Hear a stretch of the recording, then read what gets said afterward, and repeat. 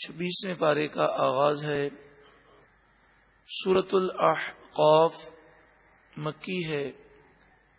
ہجرت سے پہلے اس کا نزول ہوا۔ قرآن پاک کی ترتیب کے اعتبار سے اس کا نمبر 46 ہے اور نزول کے اعتبار سے اس کا نمبر 66 ہے۔ پچھلی صورتیں سورہ زمر سے لے کر یہاں تک جس زمانے میں نازل ہوئیں اسی زمانے میں یہ سورہ مبارکہ بھی نازل ہوئی۔ احقاف ایک وادی کا نام ہے جہاں پر حضرت ہود علیہ الصلاۃ والسلام کی قوم عاد رہتی تھی، تو اس قوم کی تباہی کا ذکر اس سورہ مبارکہ میں ہے اور ان کی جو وادی تھی احقاف اس کا ذکر ہے۔ اس مناسبت سے اسے سورہ احقاف کہتے ہیں۔ اس میں 35 آیتیں، 35 آیات اور 4 رکوع ہیں۔ بسم اللہ الرحمن الرحیم، اللہ کے نام سے شروع جو بہت زیادہ مہربان نہایت رحم کرنے والا۔ حامیم، حروف مقطعات اللہ اور اس کے رسول اس کے معنی کو بخوبی جانتے ہیں۔ تنزیل الکتاب من اللہ العزیز الحکیم، اللہ غالب حکمت والے پروردگار کی طرف سے اس کتاب کا نازل کرنا ہے۔ یہ قرآن اللہ نے نازل کیا۔ ما خلقنا السماوات والارض وما بینہما الا بالحق، آسمانوں اور زمین اور جو کچھ ان کے درمیان ہے ان تمام کو ہم نے حق کے ساتھ پیدا کیا، یعنی فضول پیدا نہ کیا۔ وَأَجَلٍ مُّسَمًّى، اور ایک مقررہ مدت تک کے لیے پیدا کیا۔ پھر وہ مقررہ مدت جب ختم ہو جائے گی، قیامت آئے گی تو دنیا کو فنا ہے، آخرت میں جیسی کرنی ویسی بھرنی ہے۔ وَالَّذِينَ كَفَرُوا عَمَّا أُنذِرُوا مُعْرِضُونَ، اور وہ لوگ جنہوں نے کفر کیا وہ ان تمام باتوں سے جن سے انہیں ڈرایا گیا وہ اعراض کرتے ہیں، یعنی کافر نصیحت کو سنتے ہی نہیں، اور اگر سن بھی لیں تو سمجھنے کو تیار نہیں ہوتے۔ قل، اے محبوب آپ فرمائیے، ارأیتم ما تدعون من دون اللہ ارونی ماذا خلقوا من الارض، ذرا بتاؤ اے مشرکوں، اللہ کو چھوڑ کر جن بتوں کی تم پوجا کرتے ہو تم مجھے دکھاؤ کہ ان بتوں نے زمین میں سے کون سا حصہ تمہارے لیے پیدا کیا۔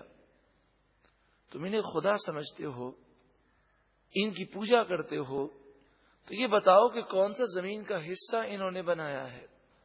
ام لہم شرک فی السماوات، یا یہ بتاؤ ان بتوں کے لیے آسمانوں میں کون سا حصہ ہے۔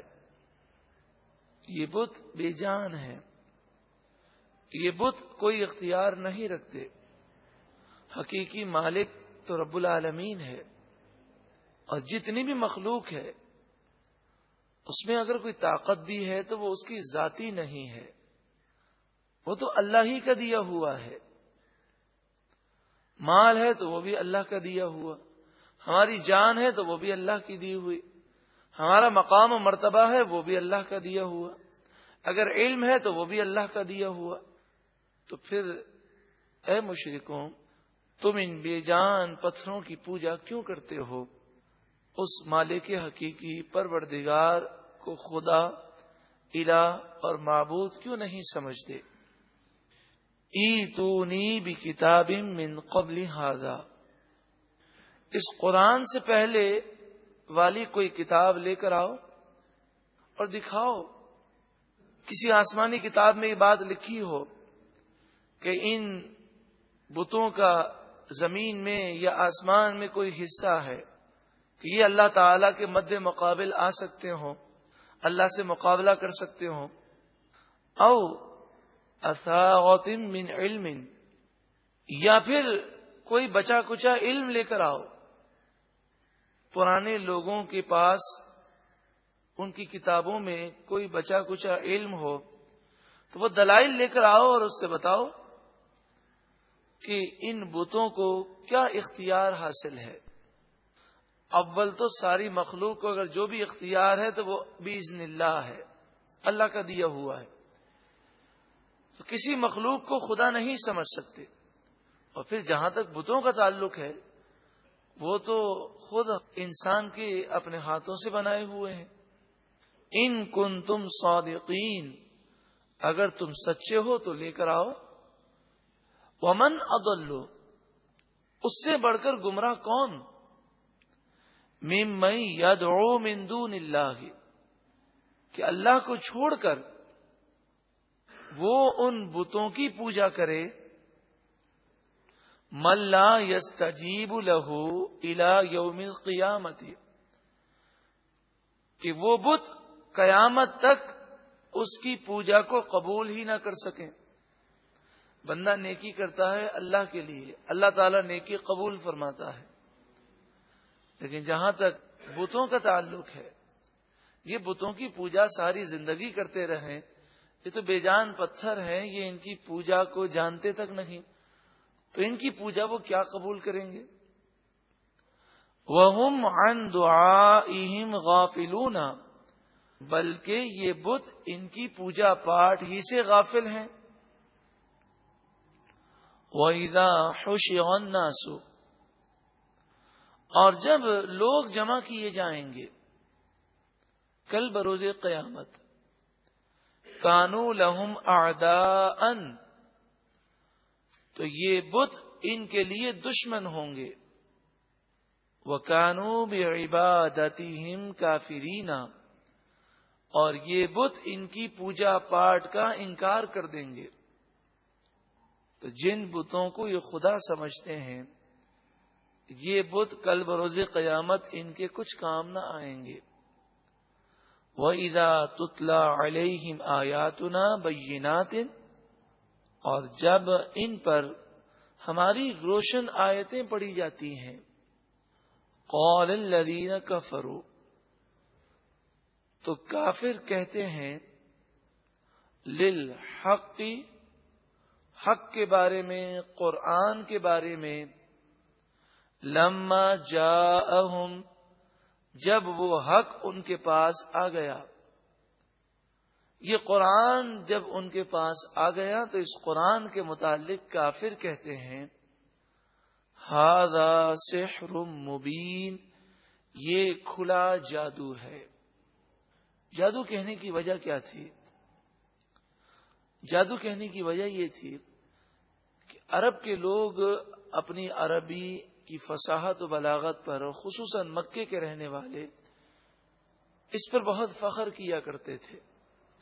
ان کا کمال یہ تھا کہ اگر ان کے سامنے کوئی شعر پڑھا جائے، کچھ اشعار پڑھے جائیں، کوئی نظم پڑھی جائے، تو بغیر محنت کے فی البدی وہ اس سے اچھی نظم، اس سے اچھے اشعار فوراً بنا لیتے اور اس کی غلطیوں کو درست کر دیتے. لیکن جب قرآن پاک ان کے سامنے پڑھا جاتا تو ان کے ذہن کام کرنا چھوڑ دیتے. وہ نہ تو اس کی مثل بنا سکتے اور نہ ہی قرآن پاک کی کسی آیت میں کوئی فنی غلطی نکال سکتے. تو بجائے اس کے کہ وہ یہ جان لیں کہ اللہ کا کلام ہے جو ہر عیب سے پاک ہے، جس کا مثل بنانا ممکن نہیں، ان چیزوں پر غور کرنے کے بجائے وہ یہ سمجھتے کہ یہ کوئی منتر ہے کہ جب یہ ہمارے سامنے پڑھے جاتے ہیں تو ہمارے ذہن معاف ہو جاتے ہیں اور ہماری صلاحیت میں سلب ہو جاتی ہیں. اس لیے ان لوگوں نے کہا کہ یہ تو کھلا جادو ہے. قرآن مجید فرقان حمید کو سمجھنے کے لیے اس طرح سمجھیے کہ آپ نے شعرا کے کلام کو دیکھا ہوگا کہ شاعر جب کلام لکھتے ہیں تو اس کا ایک ردھم ہوتا ہے، ایک قافیہ ہے، ایک اس کا لطف ہے۔ اب اکثر یہ ہوتا ہے کہ شاعر کے ایک ہی طرز کے کلام میں مزید اشعار مکس کر دیے جائیں تو عام آدمی ذرہ برابر بھی فرق محسوس نہیں کرے گا۔ دو شعروں کے بیچ میں ایک شعر ڈال دینا، آج بھی نعت خواں حضرات جب نعتیں پڑھتے ہیں تو جن کو اشعار یاد ہیں وہ تو سمجھ جاتے ہیں کہ یہ جو شعر اس نظم میں یا اس نعت میں ڈالا گیا ہے یہ اصل شاعر کا نہیں، یہ نعت خواں نے اپنی طرف سے اس شعر کا اضافہ کیا ہے۔ لیکن وزن اور انداز ایسا برابر ہوتا ہے کہ سننے میں اور پڑھنے میں ذرہ برابر بھی محسوس نہیں ہوتا۔ لیکن قرآن مجید فرقان حمید کا معجزہ ہے کہ قرآن کی آیتوں کے درمیان کوئی ایک لفظ بھی مکس نہیں کیا جا سکتا۔ اور شاعروں نے بڑی کوششیں کی کہ قرآن کی 3 آیتیں ہیں، 3 جملے ہیں، ان کے بیچ میں کوئی ایک جملہ ڈال دیں جو اسی وزن کا ہو، اسی طرز کا ہو، مگر وہ اس میں ناکام رہے۔ اور کئی شاعر جب کوشش کرتے رہے اور اس میں ناکام رہے تو کلمہ پڑھ کے مسلمان ہو گئے۔ اب قرآن پاک میں دیکھیں تو ایک انداز ہے، اِنَّا أَعْطَيْنَاكَ الْكَوْثَرَ فَصَلِّ لِرَبِّكَ وَانْحَرْ کوثر وانحر ان شانئک هو الابتر۔ اب دیکھیں ہر آیت کے اینڈ میں کوثر وانحر ابتر، یہ ایک طرح سے پڑھنے میں ایک بہت پیارا لطف یہ الفاظ دیتے ہیں۔ اسی طرح سورہ فاتحہ دیکھیں، الحمدللہ رب العالمین، یا مدہ ہے، الرحمن الرحیم، یا مدہ ہے، مالک یوم الدین، ایاک نعبد و ایاک نستعین، اہدنا الصراط المستقیم، یعنی سب میں یا مدہ آ رہی۔ اب سورہ ناس دیکھیں، قل اعوذ برب الناس ملک الناس الہ الناس، اس طرح کی کئی صورتیں ہیں جس کے اندر ایک انداز ہے۔ اب یہاں دیکھیں آیت نمبر 6 میں کافرین، مبین، رحیم، تو سب میں یا مدہ آ رہی، تو ایک پڑھنے کا لطف ہے اور ہر سورت کا لطف اپنا ہے۔ سورہ یاسین پڑھتے ہیں تو اس میں الگ ذوق محسوس ہوتا ہے، سورہ رحمان میں الگ ذوق ہے، سورہ واقعہ میں الگ لطف ہے۔ اور کمال یہ ہے کہ اگر ایک سورت میں ایک ہی واقعہ ہے، اسی مفہوم کی دوسرے مقام پر آیت ہے، اگر وہ آیت ہٹا کر اس جگہ پر رکھ دی جائے تو پڑھنے والے کی زبان لڑکھڑانا شروع ہو جاتی ہے اور حافظ سمجھ جاتا ہے کہ مجھ سے کوئی غلطی ہوئی ہے۔ تو یہ قرآن مجید فرقان حمید کے اندر وہ لطف اور وہ ذوق اور وہ علم اور معانی کے خزانے ہیں کہ جس کا مقابلہ کرنے سے کافر عاجز رہے۔ تو ان لوگوں نے کہا ھذا سحر مبین، یہ تو کھلا جادو ہے، ہمارے بس میں ہی نہیں کہ ہم اس کی مثل کوئی ایک آیت بھی بنا سکیں۔ حالانکہ یہ بات دراصل یہ ہے کہ یہ اللہ کا کلام ہے جس کی نقل بنانا کسی کے بس کی بات نہیں ہے۔ ام یقولون افتراہ، کیا وہ کہتے ہیں کہ آپ نے خود اسے بنا لیا؟ محبوب کریم صلی اللہ علیہ وسلم پر یہ الزام لگاتے ہیں کہ حضور خود بناتے ہیں، اور ان کے اس الزام کی سب سے بڑی وجہ یہ تھی کہ قرآن پاک تھوڑا تھوڑا نازل ہوا، کبھی ایک آیت، کبھی 2 آیتیں، کبھی 5 آیتیں، کبھی 1 سورت، کبھی 2 سورت۔ تو وہ کہتے ہیں جیسے شعراء اپنا دیوان مرتب کرتے ہیں، کبھی ایک شعر آتا ہے مارکیٹ میں تو کبھی 1 نظم، کبھی 2 نظمیں، کبھی آدھی نظم۔ تو انہوں نے کہا کہ نعوذ باللہ من ذالک، آپ بھی ایک شاعر ہیں، سوچتے رہتے ہیں، جب چند آیتیں بن جاتی ہیں تو ہمیں پیش کر دیتے ہیں۔ تو قرآن مجید فرقان حمید میں جگہ جگہ اس کا جواب دیا گیا کہ اگر ایسی ہی بات ہے تو تم سارے مل جاؤ اور مل کر ایک آیت بنا کر دکھا دو. انہوں نے بڑی کوششیں کی لیکن وہ قرآن کے مثل نہ بنا سکے. تو یہاں فرمایا کہ کیا وہ یہ کہتے ہیں کہ حضور نے قرآن خود اپنی طرف سے بنا لیا ہے؟ قل، اے محبوب آپ فرمائیے، ان افتغیتہ فلا تملکون لی من اللہ شیئا، اگر یہ قرآن میں نے خود بنایا ہوتا اور اللہ پر میں جھوٹ باندھ رہا ہوتا تو اللہ کے عذاب سے مجھے بچانے کے لیے تم کچھ مالک نہ تھے. یعنی اگر میں تمہاری خاطر جھوٹ بولوں تو تم مجھے اللہ کے عذاب سے نہیں بچا سکتے. مراد یہ ہے کہ میں ہرگز یہ کام کر ہی نہیں سکتا کہ ہو میرا کلام اور کہوں یہ اللہ کا کلام. اور جو ایسا کرے وہ تو اللہ تبارک و تعالی کے غضب کا شکار ہوگا اور دنیا کی کوئی طاقت اسے اللہ کے غضب سے نہیں بچا سکتی. انبیاء تو ایسی حرکت کرنے سے معصوم ہیں، وہ تو کبھی ایسا گناہ کر ہی نہیں سکتے. هو اعلم بما تفیدون فیہ، وہ اللہ تعالیٰ خوب جانتا ہے جن باتوں میں تم مشغول ہو اور جو تمہاری حرکتیں ہیں. کفا بہ شہیدا بینی و بینکم، اللہ میرے اور تمہارے درمیان گواہی کے لیے کافی ہے. وہ گواہی دیتا ہے کہ میں اللہ کا سچا رسول ہوں، اس کی گواہی کافی ہے. وَهُوَ الْغَفُورُ الرَّحِيمُ، اور وہی بخشنے والا مہربان ہے. قل، اے محبوب آپ فرمائیے، ما کنت بدعا من الرسل، میں کوئی انوکھا رسول نہیں ہوں. یعنی مجھ سے پہلے بھی رسول آئے ہیں. ایسا نہیں کہ دنیا میں کبھی کوئی رسول و نبی نہ آیا ہو اور میں نبی بن گیا ہوں، رسول بن گیا ہوں تو تمہیں یہ بات سمجھ میں نہ آئے. آج دنیا کے اندر توریت بھی ہے، انجیل بھی ہے، زبور بھی ہے، یہودی بھی ہیں، عیسائی بھی ہیں. تو اے کفار مکہ، تم جا کر ان سے پوچھ لو. بلکہ کفار مکہ اس بات کو جانتے تھے کہ مختلف علاقوں پر نبی آئے اور اکثر وہ کہا کرتے تھے کہ یہ تو بڑے نادان لوگ تھے، اگر ہمارے علاقے میں کوئی نبی آیا تو ہم ضرور اس پر ایمان لائیں گے.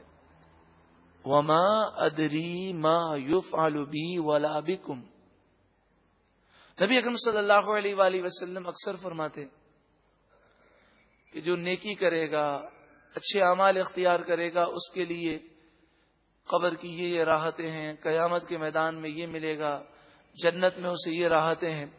اور اے کافروں، اے مشرکوں، تم جو کر رہے ہو تو اگر تمہارا خاتمہ اسی پر ہوا تو تمہارا یہ حشر ہوگا. تو فرمایا جا رہا ہے جو میرے ساتھ کیا جائے گا اور جو تمہارے ساتھ کیا جائے گا اسے میں بغیر اللہ کے بتائے اپنی عقل سے نہیں جانتا. ان اتبع الا ما یوحى الی، میں تو صرف اسی کی پیروی کرتا ہوں جو میری طرف وحی کی جاتی ہے. تو اب جو میں تمہیں غیب کی خبریں بتا رہا ہوں یہ اللہ کی طرف سے ہیں، تو تمہیں چاہیے کہ تم ان خبروں کو سن کر مجھ پر ایمان لاؤ کہ یہ علم مجھے اللہ نے عطا کیا. لفظ ادری، ما ادری، ادری یہ ادراک سے ہے، اور ادراک کہتے ہیں بغیر کسی کے بتائے خود اپنی عقل سے جان لینا. ادراک کسے کہتے ہیں؟ بغیر کسی کے بتائے خود اپنی عقل سے جان لینا.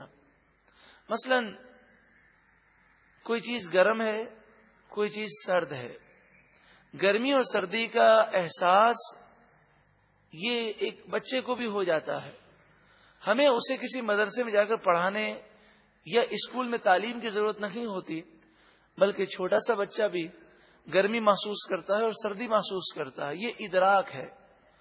یہاں ادراک سے یہ مراد ہے کہ قیامت اور جنت اور جہنم کی جو واقعات ہیں یہ بغیر اللہ کے بتائے حاصل نہیں ہو سکتے. تو حضور جو بتا رہے ہیں یقیناً یہ وحی الہی ہے. اسی لیے آگے وحی کا ذکر ہے، وما انا الا نذیر مبین، اور میں تو کھلا ڈر سنانے والا ہوں۔ قل، اے محبوب آپ فرمائیے، ارأیتم ان کان من عند اللہ، اے مشرکوں، اے کافروں، سوچو جو میں قرآن لے کر آیا ہوں اگر وہ اللہ کی طرف سے ہو، یقیناً وہ اللہ ہی کی طرف سے ہے، مگر کافروں کے ذہن کے مطابق کہ ایک لمحے کے لیے سوچو تو صحیح، تم سننے کو تیار نہیں ہو۔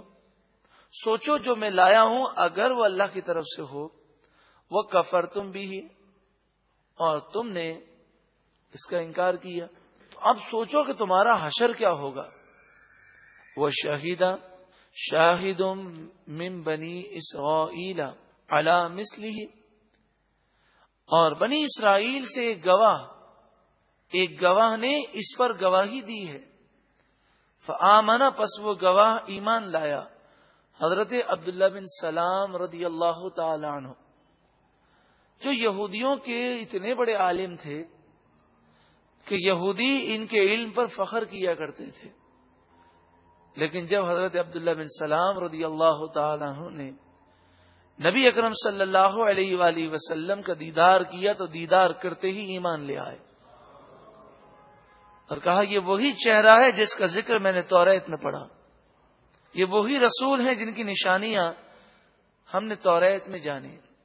حضرت عمر رضی اللہ تعالی عنہ سے حضرت عبداللہ بن سلام یہودیوں کے اس بہت بڑے عالم نے ایمان لانے کے بعد بتایا کہ اے عمر رضی اللہ تعالی عنہ، حضور صلی اللہ علیہ وآلہ وسلم کا چہرہ ہم نے دیکھا نہیں تھا، مگر ہماری کتابوں میں حضور کا حلیہ مبارک، آپ کے چہرہ مبارک اور آپ کی صفات کا بیان ایسا تھا کہ تم اپنے قریبی رشتہ دار کو اتنا نہیں جانتے ہوگے جتنا ہم حضور کو پہچانتے تھے، اس لیے حضور کے دیدار کے بعد اب انکار کی کوئی گنجائش باقی نہ تھی۔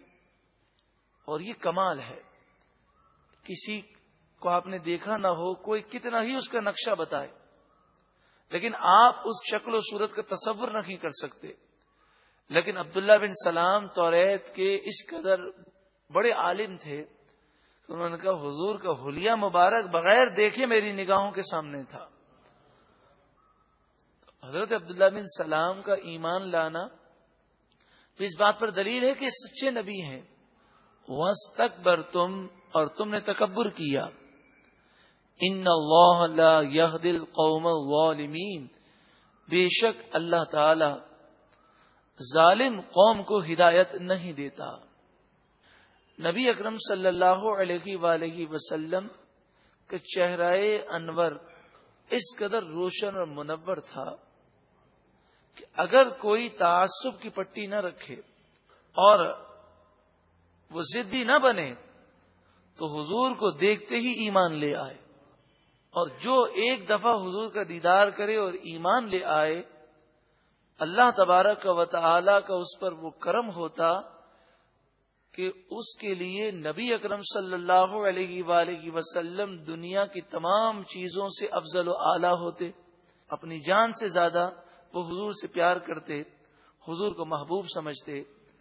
یہ نبی اکرم صلی اللہ علیہ وآلہ وسلم کا معجزہ تھا، کیونکہ کسی سے محبت پیدا ہوتی ہے آہستہ آہستہ، انسان کافی وقت تک ان کے ساتھ رہتا ہے تو محبت پیدا ہوتی ہے، لیکن سرکار کا معجزہ تھا کہ جب کوئی ایمان لاتا اور صحابی بنتا تو ایک ہی نظر میں حضور اس مقام پر اسے فائز فرما دیتے۔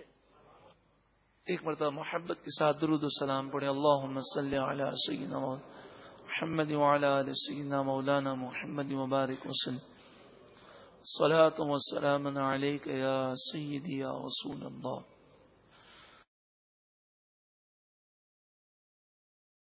چھبیسویں پارے کا آغاز ہے۔